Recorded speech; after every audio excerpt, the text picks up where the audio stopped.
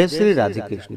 आइए आज आप सब सुनेंगे पूर्णिमा व्रत की कथा। हिंदू धर्म में पूर्णिमा तिथि का बड़ा ही विशेष महत्व माना गया है। पूर्णिमा तिथि के दिन गंगा स्नान करना, दान पुण्यों का कार्य करना, भगवान विष्णु माता लक्ष्मी का पूजन करना, भगवान शिव का और साथ में शिव परिवार का पूजन करना, भगवान सत्यनारायण का पूजन करना, इन सबों का बड़ा ही विशेष महत्व माना गया है। प्रत्येक पूर्णिमा को जो कि पूर्णिमा का व्रत धारण किया जाता है, जिसे कि 32 पूर्णमासी के नाम से जाना जाता है। इस व्रत को धारण करने से स्त्रियों का सौभाग्य अटल होता है, दाम्पत्य जीवन खुशहाल होता है तथा सभी प्रकार के सुख और समृद्धि की प्राप्ति होती है। तो आइए सुनते हैं 32 पूर्णमासी व्रत की कथा। तो बोलिए प्रेम से भगवान विष्णु की जय, माता लक्ष्मी की जय, भगवान भोलेनाथ की जय, माता पार्वती की जय, भगवान श्री कृष्ण की जय, सर्व देवी देवता की जय। बहुत समय पहले की बात है। एक बार मैया यशोदा ने भगवान श्री कृष्ण से पूछा कि हे कृष्ण, तुम सारे संसार के उत्पन्न करता, पोषक तथा उसके संहार करता हो।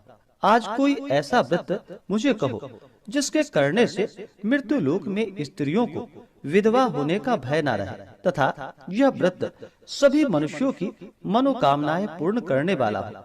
तब भगवान श्री कृष्ण कहने लगे कि हे माता, आपने बड़ा ही सुंदर प्रश्न किया है। मैं आपसे ऐसे ही व्रत को सविस्तार कहूंगा।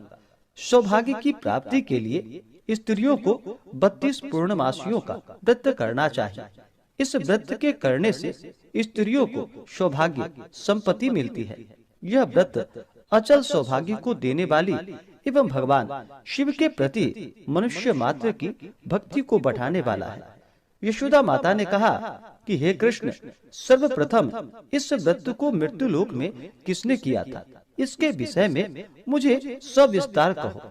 भगवान श्री कृष्ण कहने लगे कि इस भूमंडल पर एक अत्यंत प्रसिद्ध राजा, जो कि चंद्रहास नाम से पालित अनेक प्रकार के रत्नों से परिपूर्ण कातिका नाम की एक नगरी थी। वहाँ पर धनेश्वर नाम का एक ब्राह्मण रहता था और उसकी स्त्री अति सुशीला रूपवती थी। दोनों ही उस नगरी में बड़े ही प्रेम के साथ रहते थे। घर में धन धान्य आदि किसी भी वस्तु की कोई कमी नहीं थी। उनको एक बड़ा सा दुख था कि उनके पास उनकी कोई संतान नहीं थी। इस दुख से वह अत्यंत दुखी रहते थे। एक समय एक बड़ा तपस्वी योगी उस नगरी में आया। वह योगी उस ब्राह्मण के घर को छोड़कर अन्य सब घरों से भिक्षा लाकर भोजन किया करता था। रूपवती से वह भिक्षा नहीं लिया करता था। उस योगी ने एक दिन रूपवती से भिक्षा न लेकर किसी अन्य घर से भिक्षा लेकर गंगा किनारे जाकर भिक्षान्न को प्रेम पूर्वक खा रहा था कि धनेश्वर ने योगी का यह सब कार्य किसी प्रकार से देख लिया। अपने भिक्षा के अनादर से दुखी होकर धनेश्वर योगी से बोला कि हे महात्मन, आप सब घरों से भिक्षा लेते हैं, परंतु मेरे घर की भिक्षा कभी भी नहीं लेते। इसका क्या कारण है? योगी ने कहा कि निसंतान के घर की भीख पतितों के अन्न के तुल्य होती है, और जो पतितों का अन्न खाता है वह भी पतित हो जाता है। क्योंकि तुम निसंतान हो, अतः पतित हो जाने के भय से मैं तुम्हारे घर की भिक्षा नहीं लेता हूँ।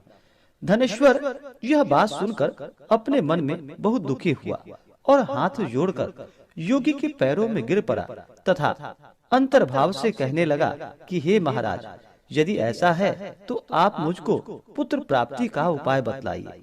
आप सर्वज्ञ हैं, मुझ पर अवश्य ही कृपा कीजिए। धन की मेरे घर में कोई कमी नहीं, परंतु मैं पुत्र न होने के कारण अत्यंत दुखी हूँ। आप मेरे इस दुख का हरण करें। आप सामर्थ्यवान हैं। यह सुनकर योगी कहने लगे कि हे ब्राह्मण, तुम चंडी की आराधना करो। घर आकर उसने अपने स्त्री से सब वृतांत कहा और स्वयं तप के निमित्त वन में चला गया। वन में जाकर उसने चंडी देवी की उपासना की और उपवास किया। चंडी ने 16वें दिन उसको स्वप्न में दर्शन दिया और कहा कि हे धनेश्वर, जा, तेरा पुत्र होगा, परंतु वह 16 वर्ष की आयु में ही मृत्यु को प्राप्त हो जाएगा। यदि तुम दोनों स्त्री पुरुष 32 पूर्णमासियों का व्रत विधि पूर्वक करोगे तो वह दीर्घायु होगा। जितनी तुम्हारी सामर्थ्य हो आटे के दिए बनाकर शिव जी का पूजन करना, परंतु पूर्णमासी को 32 जो जानी चाहिए। प्रातः काल होने पर इस स्थान के समीप ही तुम्हें एक आम का वृक्ष दिखाई देगा। उस पर तुम चढ़कर एक फल तोड़कर शीघ्र अपने घर चले जाना। अपनी स्त्री से सब वृतांत कहना।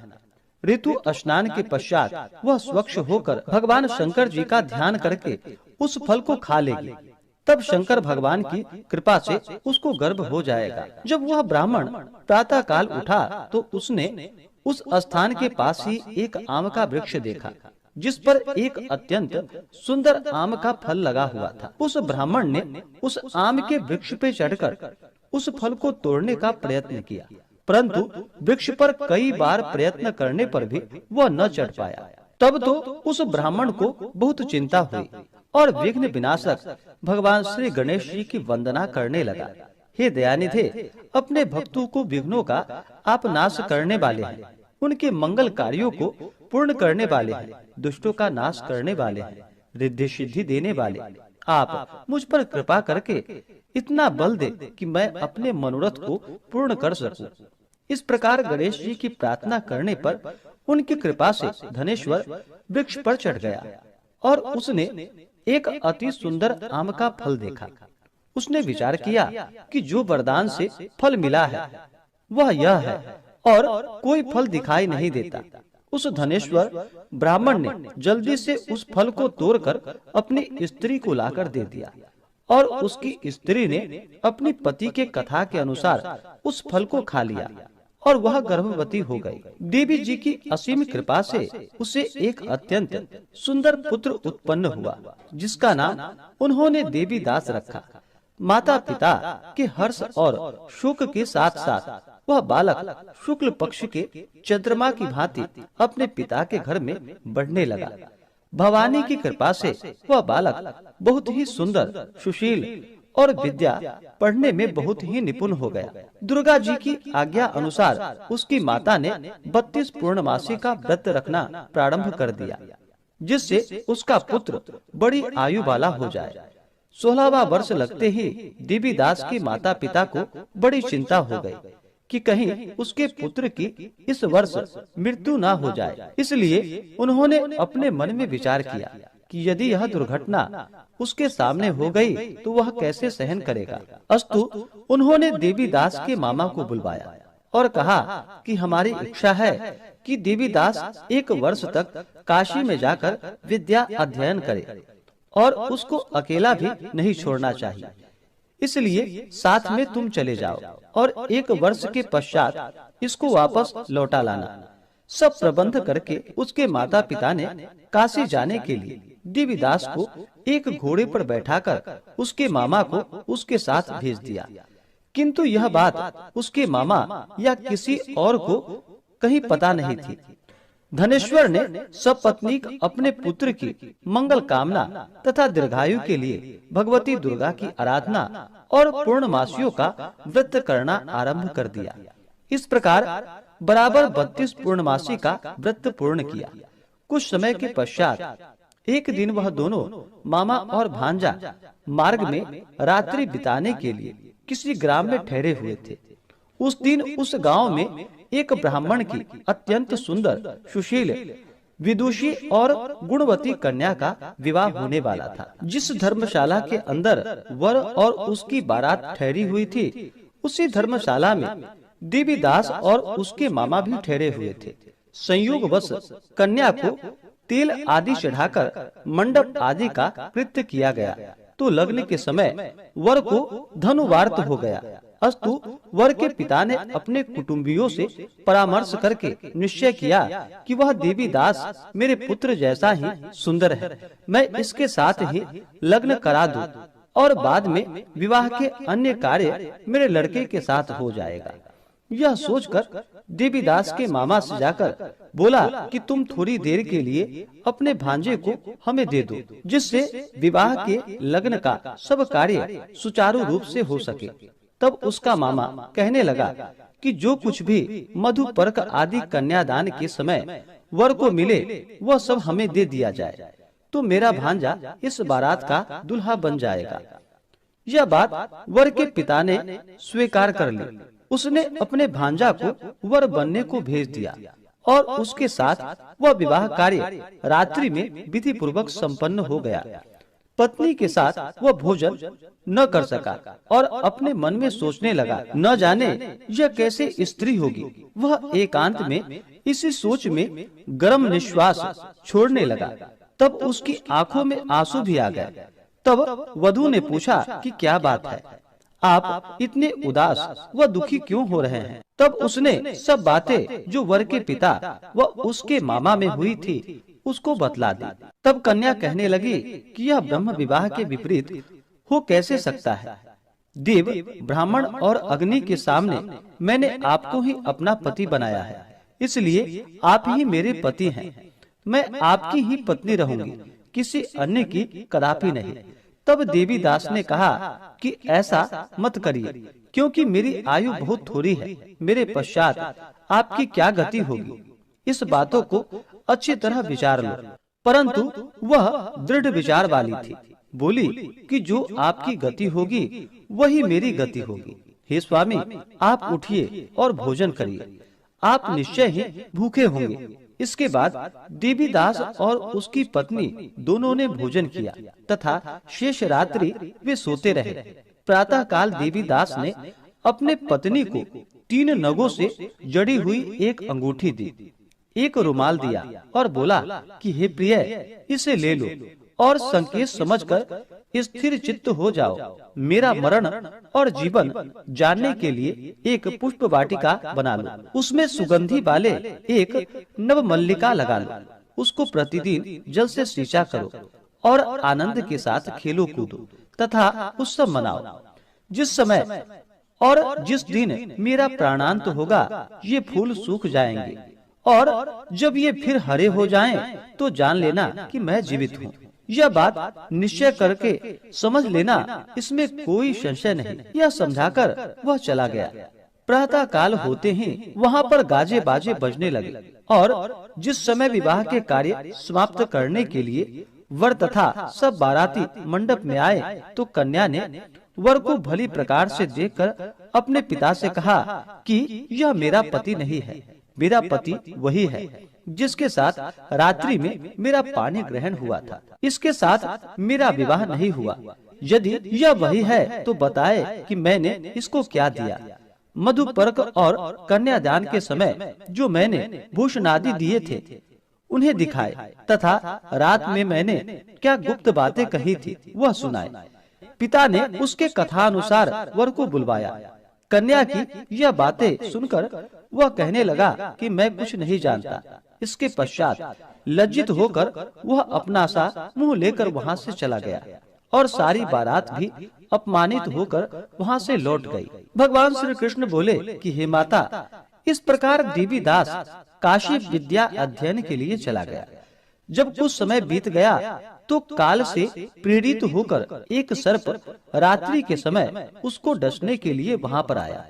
उस विषधर के प्रभाव से उसके शयन का स्थान चारों ओर से विष की ज्वाला से विषैली हो गई, परंतु वृत्रराज के प्रभाव से उसको काट नहीं पाया, क्योंकि पहले ही उसकी माता ने 32 पूर्णमासी का व्रत कर रखा था। इसके बाद मध्याह्न के समय स्वयं काल वहाँ पर आया और उसके शरीर से उसके प्राणों को निकालने का प्रयत्न करने लगा, जिससे वह मूर्छित होकर पृथ्वी पर गिर पड़ा। भगवान की कृपा से उसी समय पार्वती जी के साथ भगवान शंकर जी वहाँ से आ गए। उसको मूर्छित दशा में देखकर माता पार्वती जी ने भगवान शंकर से प्रार्थना की कि हे प्रभु, इस बालक की माता ने पहले 32 पूर्णमासी का व्रत किया था, जिसके प्रभाव से हे भगवान आप इसको प्राण दान दे। भवानी के कहने पर भक्त वत्सल भगवान श्री शिव जी ने उसको प्राण दान दे दिया। इस व्रत के प्रभाव से काल को पीछे हटना पड़ा और देवीदास स्वस्थ होकर बैठ गया। उधर उसकी स्त्री उसके काल की प्रतीक्षा किया करती थी। जब उसने देखा कि उस पुष्प वाटिका में पत्र पुष्प कुछ भी नहीं रहे, तो उसको अत्यंत आश्चर्य हुआ, और जब वह वैसे ही हरी भरी हो गई तो वह जान गई कि वह जीवित हो गए हैं। यह देखकर बहुत प्रसन्न मन से अपने पिता से कहने लगी कि पिताजी, मेरे पति जीवित हैं, आप उनको ढूंढिए।